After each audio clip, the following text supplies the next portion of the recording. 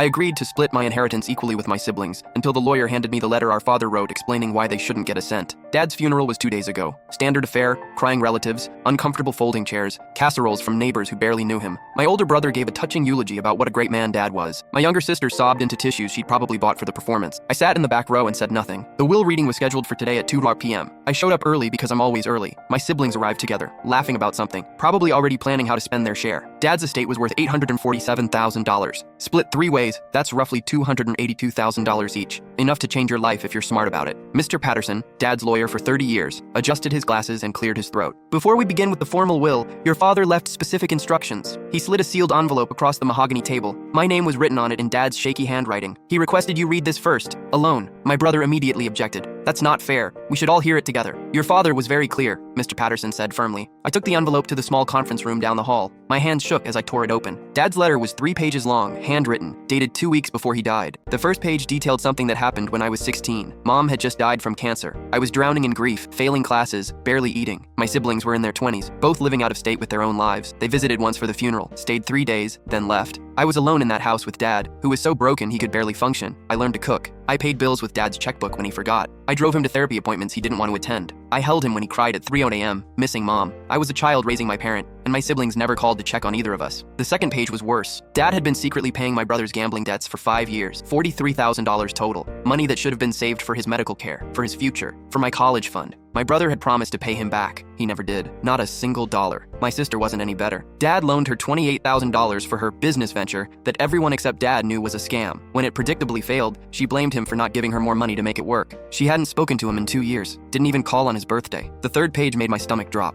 6 months ago, both siblings had visited Dad separately. Both had asked him to sign over his house to them early before he died, to avoid estate taxes. They wanted to sell it immediately and split the profit. Never mind that Dad was still living there, still needed a home. Dad's final paragraph was simple. You were there when it mattered. You're the only one who loved me without wanting something in return. The house, the savings, the investments, it's all yours. Let them contest it if they want. Mr. Patterson has documentation of everything. I sat in that conference room for 20 minutes, reading and rereading those pages. My phone buzzed. A text from my brother. What's taking so long? We're all waiting. I walked back into the main office. My siblings looked annoyed. Mr. Patterson looked sympathetic. He'd clearly known what was in the letter. Well? My sister asked impatiently. What did it say? I folded the letter carefully and put it in my purse. It said Dad changed his will. Changed it how? Mr. Patterson pulled out the official document. Your father left his entire estate to... The conference room door suddenly burst open. A woman I'd never seen before stood there, holding a folder thick with papers. I'm sorry to interrupt, she said, but I'm Victoria Reeves and I'm here regarding Robert's other children. The room went silent. His what? I heard myself say. She smiled apologetically. I represent your half-siblings. There are 4 of them. They're contesting this will, and they have documentation proving they're entitled to...